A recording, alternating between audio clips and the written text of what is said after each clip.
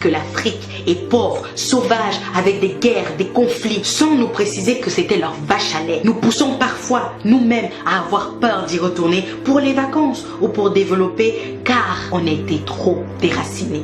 Ils nous ont dit, ton histoire n'existe pas ou plus, et ils ont écrit des mensonges sur la leur pour mieux le vendre à leurs enfants, mais surtout pour dominer celle des autres, en passant par le royaume de Soundiata Keïta, de Mansa Moussa, l'homme noir le plus riche de l'histoire de l'humanité, bien avant Jeff Bezos et ses amis. Ils nous ont dit à l'école de retenir le nom de Thomas Edison pour l'invention de l'ampoule, en oubliant volontairement Lewis Howard Latimer et son filament de carbone avec son invention de la lampe électrique. Ils nous ont dit que l'Égypte antique de Toutankhamon, Ramsès, Khéops, mais aussi Hotep, scientifiquement prouvé noir, était une thèse complotiste. Et que la terre des Noirs, traduit par Kemet, ne prouvait rien, malgré la forte ressemblance des traits physiques des Noirs aux statues égyptiennes. N'oublions pas les nez cassés. Et puis ils ont dit que Yoyot, Jean Yoyot, leur égyptologue de tous les temps, lui et lui seul détenait la vérité sur l'histoire de l'Égypte. Mais que le travail de Cheikh Anta Diop est une imposture, car c'est à eux de choisir comment s'écrit notre histoire. Ils nous ont dit, nous allons garder vos objets d'art dans nos musées pour qu'ils ne soient pas détruits ou gaspillés, comme avec l'os Tishango du Congo, la preuve la plus ancienne de l'utilisation du savoir des mathématiques dans l'humanité et qui a été initiée par les Noirs. Ah non! Il faut surtout pas leur dire que des choses utiles ils ont inventées. Ils nous ont dit qu'ils ont fait la première déclaration des droits de l'homme en 1789, alors que la charte du Mandingue existe depuis 1236 et prônait déjà la paix sociale dans la diversité, l'inviolabilité des personnes humaines et de l'éducation, l'intégrité de la patrie, la sécurité alimentaire, l'abolition de l'esclavage ou encore la liberté d'expression. Quelle coïncidence! Ils nous ont dit, vous n'avez pas de civilisation, d'inventeurs, de chercheurs, de scientifiques, de philosophes, en passant par Thalès, Pythagore ou Hérodote. Ils nous disent aujourd'hui qu'ils sont là pour nous aider, pour lutter contre le Covid alors qu'ils n'arrivent même pas à le contrôler. Nous aider à nous délivrer de la famine avec leurs produits exportés, de nous délivrer des guerres que certains d'entre eux ont créées dans leur propre intérêt. Alors, ils ont créé des ONG pour donner du sens à leur vie, sans toutefois aider la vie de celles qu'ils prétendent protéger. Ils sont venus avec le FMI, la France-Afrique, le CFA, l'ECO et même le UN aujourd'hui.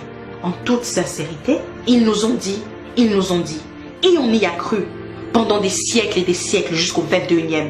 Sincèrement, éperdument, naïvement, on s'est laissé convaincre et on a accepté ces mensonges. Et aujourd'hui, on nous traite de complotistes lorsqu'on veut rétablir l'histoire qu'ils ont falsifiée. Sommes-nous si faibles? Avons-nous oublié les recherches de Cheikh Anta Diop sur l'Égypte antique noire et leurs prouesses mathématiques, arithmétiques, scientifiques, agricoles et en médecine et en architecture, en littérature mais aussi en politique? Avons-nous oublié Madiba Mandela, Angela Davis, Thomas Sankara, Rosa Parks, Patrice Lumumba, Martin Luther King, Myriam Makeba, Malcolm X, Aimé Césaire et tous les autres? Et puis à moi, ils m'ont dit, ça y est, tu as la nationalité. Comme Adama Traoré, ta vie va changer.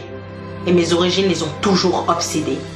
Ils m'ont dit, il faut t'intégrer. Je me suis exécutée et j'ai parfois oublié mon passé. Ils m'ont dit, oublie ton passé pour avancer, alors que c'était juste pour me manipuler. Ils m'ont dit, arrête de parler, de te victimiser. C'est mieux ici comparé aux États-Unis. Chez nous, il y a l'égalité, du moins sur le papier. Ils m'ont dit, ta coiffure ne convient pas au poste. Je suis allée défriser, tisser, les cacher. Ils m'ont dit, ton accent est trop prononcé. J'ai commencé à whiteiser. Ils m'ont dit, ton nom n'est pas assez francisé. J'ai pensé à le changer. Non, je ne l'ai pas fait. Mon prénom l'avait déjà été. Ils m'ont dit, ta couleur est trop foncée. Mais comparé aux autres, ça va pour se moquer. Ils m'ont dit, il te faut un diplôme. Et je suis allée jusqu'en Chine pour étudier. Ils m'ont dit, il te faut de l'expérience. Et je suis allée travailler. Ils m'ont dit, il te faut du réseau, de la connexion. Je suis allée chercher. Et puis ils m'ont dit, je suis dans le regret de t'annoncer que nous ne ferons pas suite à ta candidature, car malgré tout l'intérêt que nous portons à ton profil, parfois trop qualifié, ce dernier a été refusé, sans même me dire désolé. Ils m'ont dit liberté, égalité, fraternité. J'ai voulu y croire parce que cela sonnait juste, mais quelle naïveté. Et enfin, ils nous ont dit beaucoup de mensonges, avec un petit mot d'accompagnement, rentrez chez vous. Et ça au moins, c'était vrai. Chers amis, chères sœurs, chers frères, chers pères, chères mères, pour que la vérité et le respect, la cohésion, la paix, pour que le Black Lives actually matter, il va falloir qu'on se réapproprie notre histoire, qu'on la transmette à nos enfants comme la Chine le fait avec les siens pour la réhabiliter. Il va falloir qu'on apprenne que le communautarisme qu'il pointe du doigt, c'est pour nous éloigner de la force économique qui va nous mener à cette dignité tant quémandée. Il va falloir consommer noir ou buy black. Cela va nous faire avancer. Il va falloir rentrer en Afrique, comme ils le disent, rentrer chez vous, pour que le continent soit enfin développé. Il va falloir qu'on se réapproprie nos terres que la Chine achète par milliers pour ne pas se retrouver expropriés. Il va falloir qu'on construise notre identité sans oublier notre passé. Il va falloir qu'on se réapproprie notre économie avec l'aide d'investir au pays. Il va falloir qu'on ait l'estime de nous-mêmes avec les vidéos de Mukwesa, Grandeur Noire, Pensée Kamit, Lenny Muga, Kemi Seba, mais aussi Crazy Sally et Soudei. Il va falloir comprendre la politique pour s'asseoir en tant qu'égal face à l'Asie. Je parle de la Chine. Il va falloir tous les jours appliquer ce qui a été dit pendant les rassemblements d'Adama et de George, car ce n'est pas fini. Il va falloir améliorer notre image comme le font les pays asiatiques en faisant du storytelling ou du marketing. Il va falloir s'insurger face à nos gouvernements qui laissent perdurer ce mépris. Il va falloir dénoncer, mais il faudra agir aussi. Il va falloir qu'on garantisse à nos enfants, aux enfants de nos enfants, un monde dans lequel ils puissent vivre égaux et libres, à moins que vous vouliez que The Doll Experience se répète sans fin à l'infini.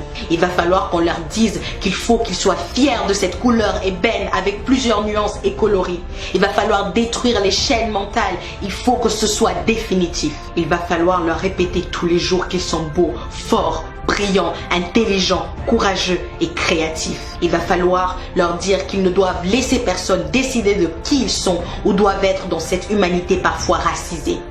Il va falloir leur dire que personne ne fait le choix d'être noir ou blanc car ce sont des couleurs créées pour diviser. Il va falloir se demander si nous allons continuer d'accepter qu'ils nous dictent notre conduite et surtout qu'ils nous autorisent cette liberté ou allons-nous l'arracher. Il va falloir être prêt car ça va être difficile. C'est un combat qu'ensemble nous allons, main dans la main, gagner pour que le racisme ordinaire, institutionnalisé, systémique, étatique ou ethnique soit enfin dans ce monde éradiqué. Il va falloir arrêter de nous plaindre pendant une semaine et puis retourner à nos seules filles. Plouf! Lutte oubliée. Et enfin, il va falloir se demander, et si c'était moi, Hotep?